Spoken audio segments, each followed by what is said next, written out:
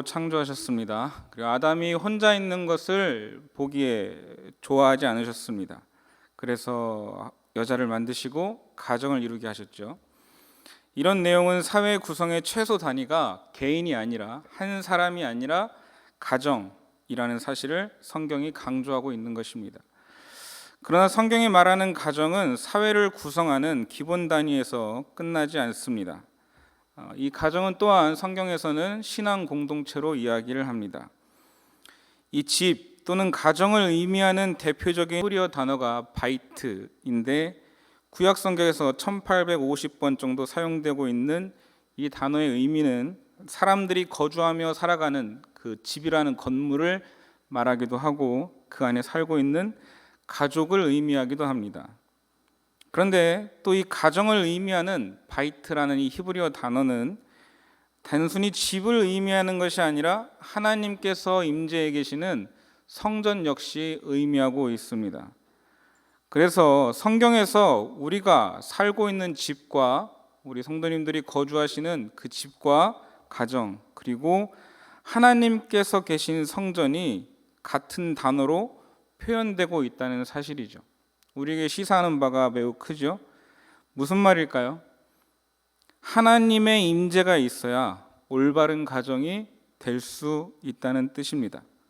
곧 가정이라는 것은 가족 구성원들 상호 간의 이 결속뿐만 아니라 하나님과의 신앙적인 결속이 이루어지는 거룩한 장소입니다.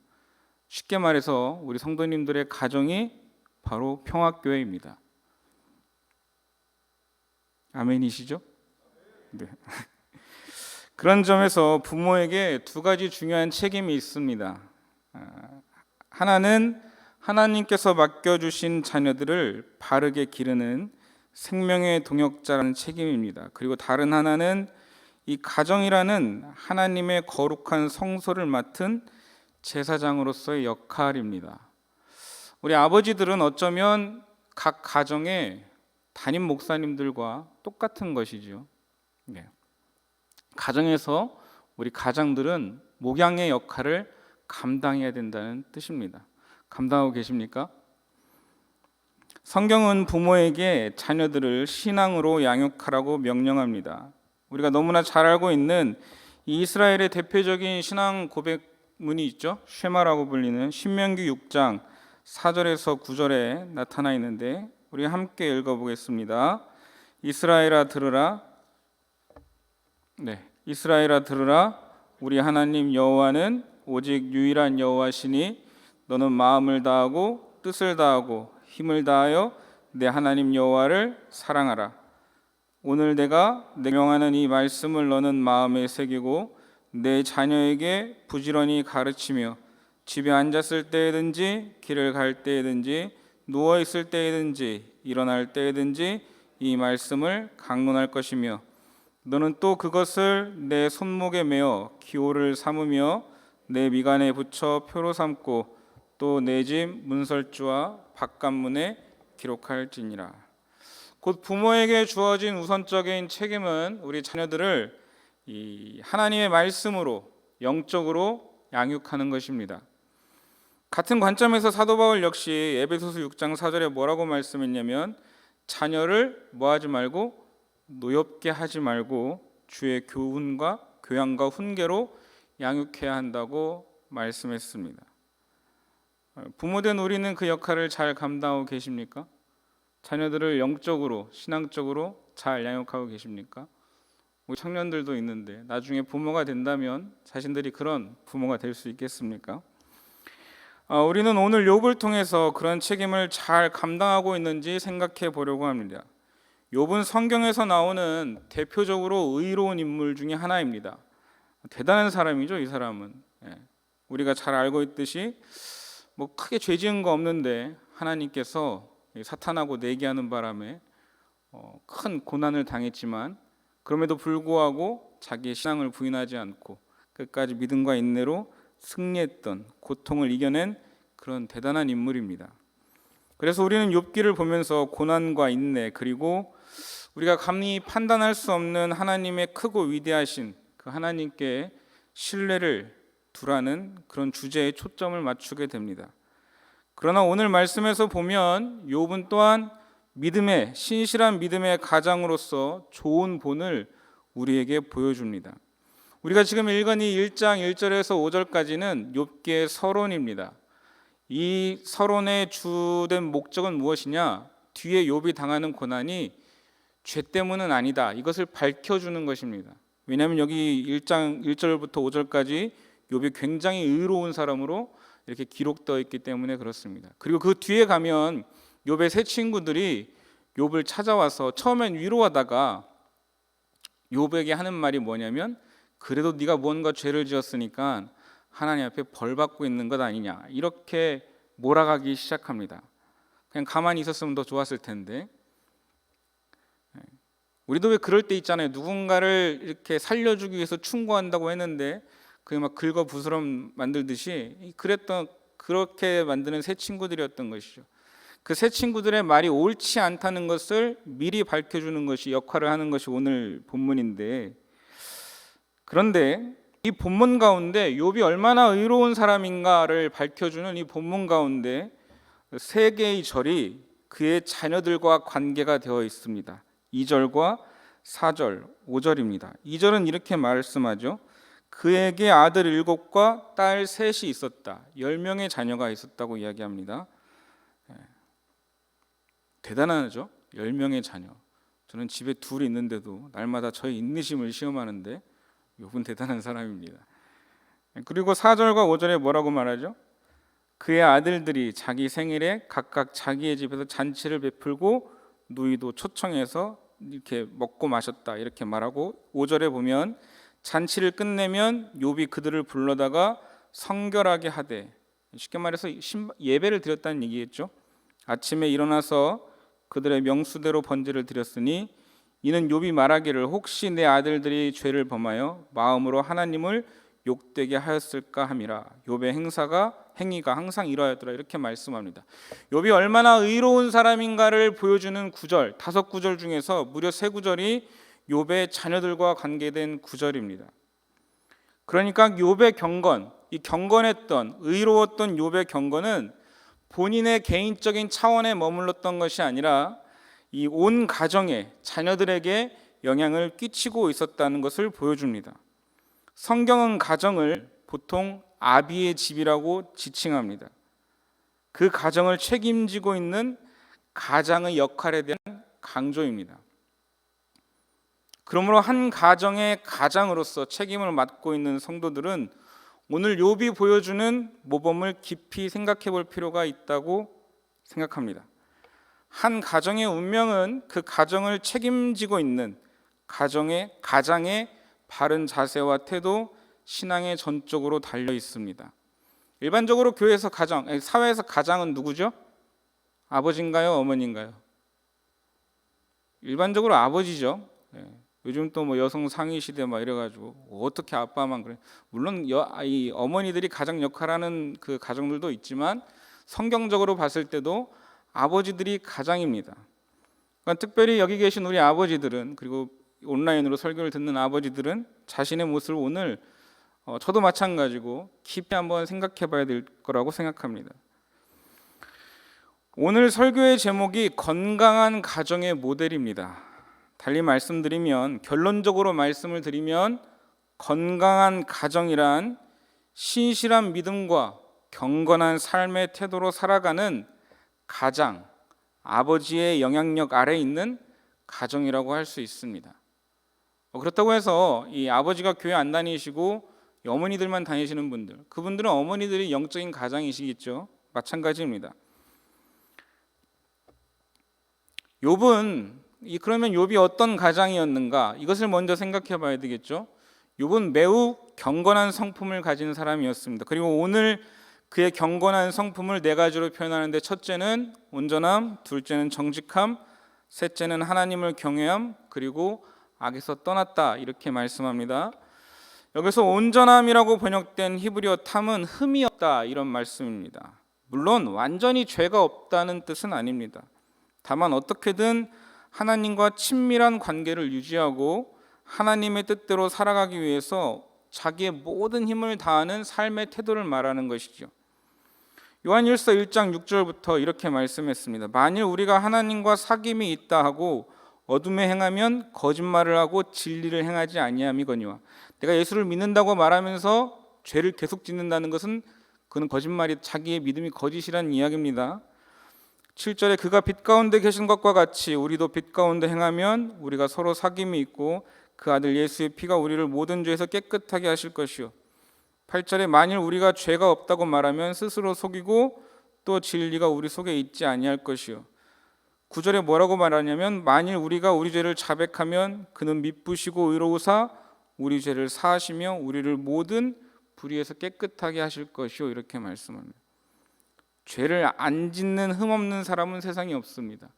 죄를 안 짓는 것이 문제가 아니라 하나님 앞에서 회개하고 돌이키는 삶의 태도를 지속적으로 유지하느냐, 아니면 그것을 번거롭고 귀찮은 일로 여기느냐, 이것이 진실된가 진실되지 않은가를 판가름하는 기준이 되는 것이죠.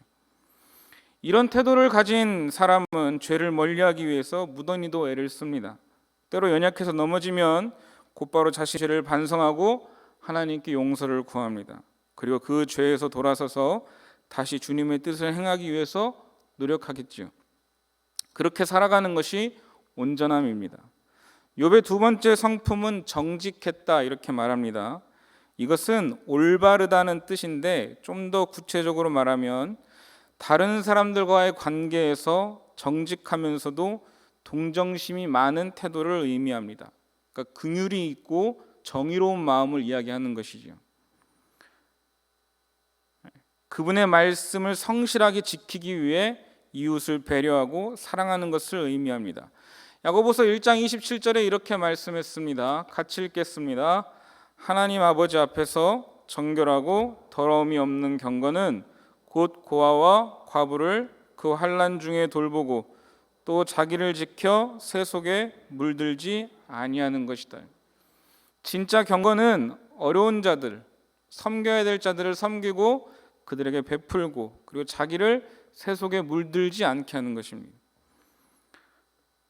그러면 우리 가장된 우리로서, 특별히 아버지들은 우리 자녀들이 나를 볼 때, 우리 아빠를 볼 때, 우리 아버지를 볼 때, 우리 아버지는 진짜 그런 경건한 분이야, 이렇게 생각이 들 수 있겠냐는 것이죠. 많이들 자신이 없으시죠? 저도 자신이 없습니다. 그러나 우리는 이런 삶의 태도를 지닌 가장들이 되어야 됩니다. 지금 욥기를 통해서 가장의 이야기를 계속하고 있죠. 그 이유는 다른 게 아닙니다. 자녀들의 신앙은 가장의 신앙에 가장 큰 영향을 받기 때문에 그렇습니다.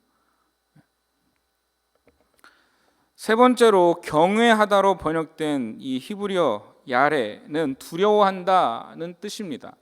저는 나이가 40살 넘었지만 아직도 저희 아버지가 두렵습니다.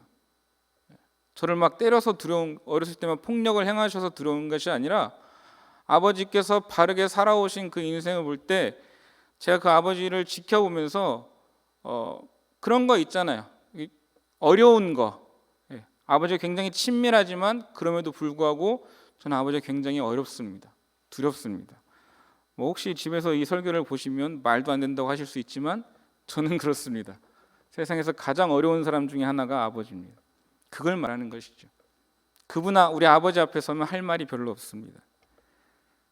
더없이 큰 존경을 뜻하는 것이죠. 가까이 하기 굉장히 어려우면서도 자기도 모르게 이끌려가는 그런 두려움. 더 정확하게 말하면 압도당하는 것입니다. 하나님 앞에서 자신의 무가치함과 죄인됨을 발견하는 것이죠.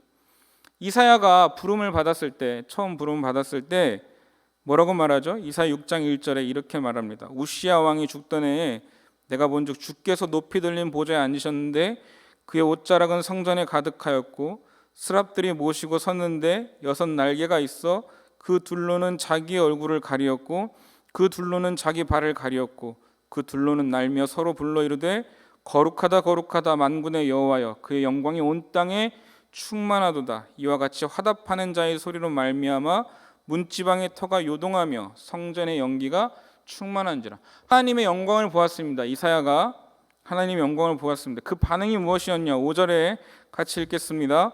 그때 내가 말하되 화로다 나여 망하게 되었도다. 나는 입술이 부정한 사람이요 나는 입술이 부정한 백성 중에 거주하면서 만군의 여호와이신 왕을 배웠음이로다 하더라. 하나님이 이사야에게 죄의 목록을 뭐 이렇게 보여주신 것도 아니고 너 이런 죄를 지었어 이렇게 말한 것도 아닌데 이사야가 하나님의 영광을 보자 그 하나님의 영광에 압도당해서 자기의 무가치함을 발견했습니다. 그리고 자기의 죄악됨을 발견했습니다. 그렇게 하나님을 경외하는 사람은 하나님 앞에서 경거망동하거나 자신을 내세우지 않습니다. 할 수 있는 게 뭐죠? 그저 그분 앞에 엎드려서 머리를 조아리고 하나님이 무슨 말씀을 하시나 귀를 기울이고 그분의 말씀이 떨어졌을 때 곧장 순종하는 것 말고는 다른 길이 없습니다. 그럼 우리 자녀들이 우리를 봤을 때 우리 아버지, 우리 어머니, 우리 부모님들은 과연 그렇게 하나님을 경외하는 사람들로 보이겠습니까? 저는 목사니까 더 그런 생각을 많이 하겠죠. 저는 가끔 많이 생각합니다. 우리 아들, 딸이 나를 봤을 때 어떤 생각이 들까? 어느 날 밥상에 앉아서 밥을 먹으려고 아침에 기도하는데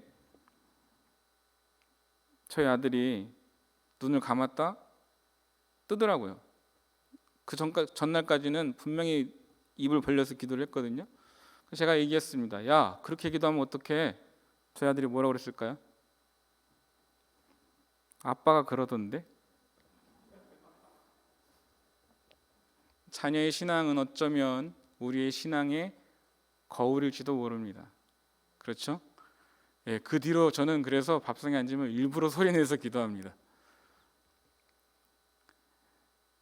네 번째 성품은 악에서 떠났다라는 것인데 이 악으로부터 돌아섰다 이런 얘기를 합니다. 하나님께서 미워하시는 것은 오늘 오전에도 담임 목사님이 말씀하셨죠. 하나님을 사랑하는 것은 어떻게 하는 것이다? 하나님께서 싫어하는 것은 하지 않는다. 그걸 말하는 것이죠. 악에서 떠났다는 것은. 그런 성품을 가진 우리 가장들 되시기를 축복합니다. 그것이 가정과 자녀의 신앙을 살리는 길이 될 것입니다. 이제 자녀들을 위한 욥의 신앙 교육에 대해서 간단하게 생각해 보겠습니다. 이 욥은 개인적인 경건과 그에 따른 하나님의 넘치는 복은 자연스럽게 자녀들에 대한 신앙 교육으로 이어졌습니다. 신앙은 당대로 끝날 개인적인 과제가 아니라 자손 대대로 이루어지는 가문의 전통이 되어야 하기 때문에 이는 매우 중요한 주제입니다. 그리고 우리 어르신들이 굉장히 가슴 아파하는 주제 중에 하나이기도 하죠. 우리 부모들이 굉장히 힘들어하는 주제 중에 하나이기도 합니다. 어렵다는 거 저도 알 것 같습니다. 자녀를 길러보니까. 예전에 있었던 그 교회에서 한 권사님, 제가 정말 아무것도 모를 때 전도사 시절에 그때는 뭐 애들도 없었으니까 막 제가 마치 다 아는 것처럼 그런 어떤 이거 비슷한 설교들을 하고 막 이랬는데 한 권사님이 저한테 오셔서 화를 낸 게 아니라 하소연을 하신 거죠. 오늘 목사님 말씀 잘 들었는데 제가 살면서 그렇게 해봤는데 자녀 신앙은 뜻대로 안 되더라고 이렇게 말씀하시더라고요. 제가 봐도 그런 것 같아요. 그래서 너무 낙심하지 마십시오. 그래도 우리는 하나님 앞에서 마땅한 책임을 감당해야 될 줄로 믿습니다. 오늘 4절과 5절에 보면 이렇게 말했습니다. 아까 말했죠. 5절에 보니까 그 자녀들이 생일 잔치를 끝내고 나면 욥이 항상 자녀들을 데려다가 예배를 드렸습니다. 오늘날로 말하면 목사님을 불러다가 신방을 받았을 수도 있겠죠. 욥은 자녀들이 형제와 누이들을 초청해 생일 잔치를 마치면 그들을 불러서 신앙적으로 해이해지지 않도록 단속했습니다. 두 가지 일을 했는데 하나는 그들을 성결하게 한 것이고 혹시라도 죄 지었을까 봐, 그리고 다른 하나는 아침에 일어나 명수대로 번제를 드린 것입니다. 성결하게 했다는 것은 정결 의식을 행함으로 그들을 하나님 앞에 바르게 세웠다는 것이고, 그런 다음 헌신을 다짐하는 의미로 각자를 위해서 번제를 드렸습니다. 욥이 이렇게 하는 이유는 혹시라도 자녀들이 마음이나 행동으로 하나님을 욕되게 하는 일들을 하진 않았을까. 잔치를 하다 보면 혹시 그럴 수 있잖아요. 뭐 욥의 자녀들이 그 아들들이 잔치를 벌이면 누이 셋만 초청했겠습니까? 자기 친구들도 왔겠죠. 많은 사람들, 욥은 당대의 큰 부자였으니까 얼마나 많은 사람들이 왔겠어요. 그러니까 혹시라도 죄를 짓지 않았을까, 그래서 실수하진 않았을까, 그래서 욥이 이렇게 했다는 것입니다. 하나님에 대한 관심이 뒷전으로 나아갈까 봐, 영적으로 해이해질까 봐 그랬던 것이죠. 욥은 자녀들의 신앙 상태를 잘 점검하면서 가정의 제사장으로서의 관심과 배려를 아끼지 않았습니다. 우리는 자녀들의 영적인 상태에 대해서 얼마만큼의 관심을 가지고 있을까요? 우리 성도님들은 어디서부터 벌써 한숨이 나오는데, 성도님들은 가정에서부터 자녀들의 신앙을 위해서 무엇을 하고 계십니까? 우리는 가정에서 자녀들의 신앙을 위한 수많은 기회를 가지고 있습니다. 너무 대단한 걸 하려고 하지 마세요. 그리고 작은 일들을 어렸을 때부터 많이 하는 게 좋겠죠. 물 들어가도록. 아까도 말씀했지만 밥상 앞에 앉았을 때 아이들을 품에 안고 그들의 하루를 축복하며 기도해 줄 수 있습니다.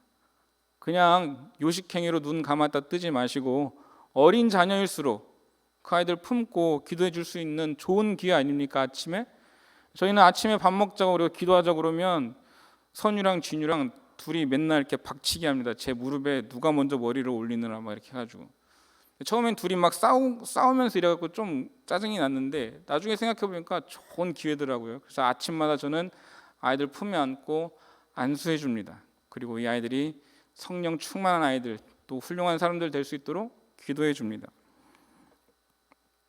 잠자리에 들기 전에도 똑같이 할 수 있겠죠. 뭐 애들이 컸어도 막 20살, 30살 됐어도 오늘 밤에 꼭 가셔가지고 아이들 품에 안고 한번 기도해 주시기 바랍니다. 오늘 좀 또 우리가 90일 성경 통독을 하고 있죠. 부모가 성경 통독 음원을 틀어놓고 있으면 아이들 관심이 없는 것 같아도 다 듣습니다. 아침에 일어나 찬양을 틀어놓으면 그 찬양의 가사가 자연스럽게 아이들의 머리와 영혼에 새겨지겠죠. 그렇게 집에서 내가 먼저 하나님과 가까이 하고 하루에 한 번이라도 아이를 품에 안고 기도해 준다면 아이들은 자기들도 모르는 사이에 자연스럽게 하나님을 접하는 수많은 기회를 가질 수 있습니다. 우리가 막 너무 어렵게 하려고 그러니까 그럴 필요 없는 것 같습니다.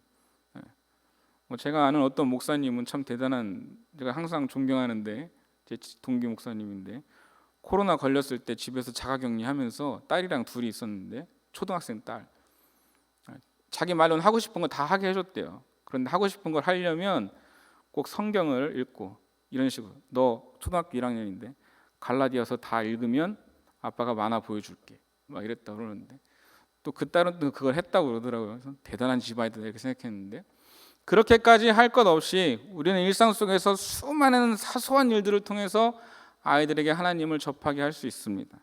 조금만 신경을 쓰면 되겠죠. 그런데 우리는 일상이 너무 바쁘다고 이렇게 막 그런 좋은 기회들을 그냥 막 흘려보내고 있지는 않습니까? 우리는 잘 생각해야 됩니다. 교회 학교에 보내고 계십니까? 코로나 와중에도 아이들이 학원은 갑니다. 근데 교회 학교는 보내지 않습니다. 혹시라도 코로나 걸릴까 봐. 근데 생각해 보세요. 학원에 그 조그만 교실에 있는 것과 큰 예배실 공간에 있는 것, 그렇죠? 그래서 제가 설교를 준비하다 생각했는데 왜 그럴까 생각을 해봤더니 학원은 학원비를 받더라고요. 그래서 저희도 교회 학교에서 교회 학교비를 받을까 등록을 시키고 한 달에 36만 원씩 단과반 종합반 나눠갖고, 단과반은 신약만 가르쳐주고 종합반은 신구약 다 가르쳐주고, 그렇게 해서 애들을 모집을 해볼까 생각했는데 아무도 안 오겠죠. 네. 아이들의 공부를 위해서 많은 돈을 내가며 과외도 하고 학원도 보내고 안 가려는 아이들 윽박질러서 보내지만 일주일에 1시간 교회 학교 보내는 일, 과연 진짜 마음을 많이 쓰고 있을까? 저는 누구를 막 이렇게 탓하고 싶은 생각은 없지만 우리가 좀 깊이 고민해 봤으면 좋겠습니다. 과연 정말 그 1시간을 위해서 내가 아이들에게 정말 열심을 내고 있는가, 그런 것이죠. 우리는 아이들의 신앙을 위해서 얼마만큼의 기도를 하고 있습니까? 교회 어른들은 교회 학교에 얼마만큼 관심을 가지고 투자하고 계십니까? 앞에서 그 광고 드렸던 것처럼 4월 30일부터 청년부 수련회가 시작합니다. 청년부가 아마 그날 교회에서 수련회하고 교회에서 자죠? 그런가요? 누가 꼭 끄덕거려 주세요. 맞는지 틀린지. 자죠? 네. 그날 저녁에 우리 성도님들의 손길을 통해서 1인 1치킨하고 잘 수 있기를 축복합니다. 1인 2치킨이면 더 좋습니다. 청년부 수련회라고 그래서 우리 어른들 너무 이렇게 그들만의 일이지 이렇게 생각하지 마시고 좀 저는 교회가 이벤트가 많은 교회였으면 좋겠어요. 청년부 수련회 하는데 막 갑자기 장로님들이 찬양팀 하나 만들어가지고 와서 특송도 불러주고, 제가 꼭 장로님들 하시라고 한 건 아닌데요. 뭐 어떻게 얘기를 하다 보니까 나왔어요.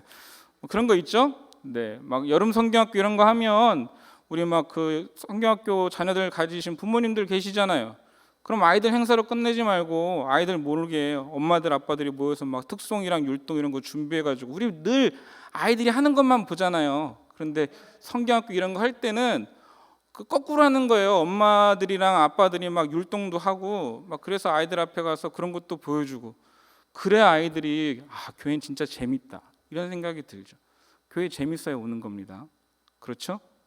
우리 어른들도 똑같잖아요. 교회 오시는 게 즐거워야 오시는 거잖아요. 그러니까 그런 일들이 많이 있었으면 좋겠습니다. 1인 몇 치킨? 네. 다 먹어야 돼요. 청년들 남기면 안 돼. 그렇습니다. 또 우리 영유아부에서 뭐죠? 이거 뭐 에어바운스 빌려서 놀이터하고 막 이런 거 하는데, 저는 그냥 아주 거기 영유아부실을 반 정도가 그냥 과자로 꽉 찼으면 좋겠습니다. 아이들 간식으로. 네. 하여튼 지갑도 많이 여시고 마음도 많이 여시고 교회 학교에 많은 관심을 보여주시기 바랍니다. 욥은 어떻게든 자녀들의 신앙이 하나님을 떠나지 않도록 하려고 노심초사했습니다. 그 말인 거죠. 그 말이잖아요. 애들이 이 잔치하다가 혹시라도 술 먹고 주정은 부리지 않았나, 음란한 일은 하지 않았나, 혹시라도 악한 말은 하지 않았나, 이게 마음에 쓰이니까 아침마다 불러다가 예배를 드렸던 것이죠. 반면에 우리는 수많은 기회들이 있는데 그걸 그냥 지나보내며 안일하게 있는 것은 아닐까 생각해 보시기 바랍니다. 지금은 우리가 자녀들의 신앙을 위해서 지푸라기라도 잡는 심정으로 할 수 있는 모든 일을 해야지 됩니다. 그렇죠? 할 수 있는 모든 일을 해야 됩니다. 그런 욥에게 하나님께서 주신 복이 있습니다. 첫째로 이 자녀들이 매우 화목했습니다. 10명의 자녀들이었는데 하나도 싸우지 않았습니다. 형제들 간에 화목한 것 진짜 축복이죠. 실제로 어떤 장례식장 가보면 형제들끼리 싸워가지고 칼부림 나서 죽는 사람들도 있잖아요. 욥의 자녀들은 서로 생일날 잔치를 열고 초청해서 나누는 화목한 그 가풍을 전통으로 삼았습니다. 자녀들 사이의 화목은 부모가 바라는 가장 큰 기쁨인 것이죠. 그리고 자녀들이 자연스럽게 화목하기 때문에 그 자연스러운 화목함이 부모를 향한 자연스러운 공경이 되었던 것이고, 하나님께서 부모를 공경하는 사람에게 어떻게 하신다고 그랬죠? 땅을 기업으로 주신다고 하셨습니다. 자연적으로 하나님께 복받을 사람이 되는 믿음의 선순환이 이루어졌습니다. 욥은 자녀가 잘 되는 번성의 복을 받았습니다. 물론 처음에 10명의 자녀는 그 하나님이 주신 시험 때문에 잃어버렸지만 그 뒤에 하나님께서 다시 10명의 자녀를 주셨습니다. 그리고 성경은 그 자녀들이 그 땅에서 명성을 얻었다고 이야기합니다. 42장 14절 15절에 이렇게 말합니다. 그가 첫째 딸은 여미마라 이름하였고 둘째 딸 그리고 셋째 딸 모든 땅에서 욥의 딸들처럼 아리따운 여자들이 없었더라. 그들의 아버지가 그들에게 그들의 오라비들처럼 기업을 주었더라. 유명한 자들이 되었다, 이런 이야기를 하고 있는 것입니다. 이 아들과 딸들이 그 당시 사회의 영향력을 끼치는 사람들이 되었습니다. 그리고 욥은 140년을 더 살면서 아들과 손자 4대를 보았습니다. 이는 이전에 보여주었던 욥의 철저한 신앙교육이 4대까지 이어졌음을 의미합니다. 그는 자신의 경건한 신앙을 통해서 자손 번성과 함께 자손 대대로 이어지는 신앙의 명가를 이룬 것입니다. 우리 성도님들도 그러실 수 있기를 축복합니다. 믿음의 4대가 아니라 믿음의 100대, 끝까지 주님 오시는 날까지 믿음의 가문이 이어지길 축복합니다. 우리 자녀들의 신앙이 흔들리는 시대입니다. 그러므로 우리가 먼저 가정을 책임지기 위해 경건한 믿음의 가장들이 됩시다. 특별히 여기 계신 우리 아버지들, 그런 믿음의 가장들이 되시기를 축복합니다. 욥과 같이 노심초사하는 마음으로, 지푸라기라도 잡는 심정으로 우리가 할 수 있는 모든 것을 동원해서 자녀들의 믿음을 위해서 살아가는 우리가 되어야 하겠습니다. 우리의 그런 노력을 가상히 여기신 하나님께서 분명 우리 자녀들에게 복을 주실 것입니다. 우리 자녀들을 명성 있는 자들이 되게 하시고 땅을 기업으로 얻는 자들이 되게 하실 것이고, 그리고 여기 계신 우리 모든 성도님들의 가정이 믿음의 명문 가문을 이루기를 축복합니다. 우리 그런 마음으로 우리 가정을 축복해 달라고 우리 자리에서 일어나서 함께 찬양하시고 간절히 기도하겠습니다.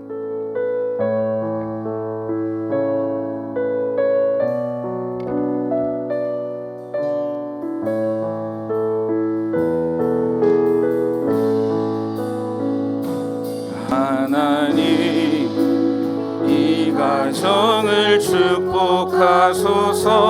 하늘의 신령한